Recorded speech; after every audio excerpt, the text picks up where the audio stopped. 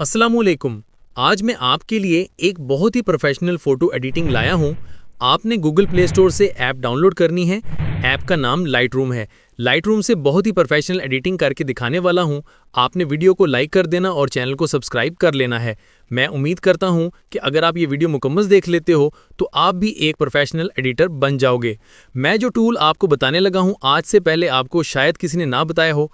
मैं बहुत ही मेहनत करके वीडियो बनाता हूं, तो आप लोग वीडियो को लाइक और कमेंट और चैनल को सब्सक्राइब कर लिया करो। आपके सब्सक्राइब करने से मुझे मोटिवेशन मिलता है। तो चलो चलते हैं मोबाइल स्क्रीन पर और आपको मुकम्मल बताता हूं किस तरह से आपने एक प्रोफेशनल फ़ोटो एडिटिंग करनी है, वो भी अपने मोबाइल से।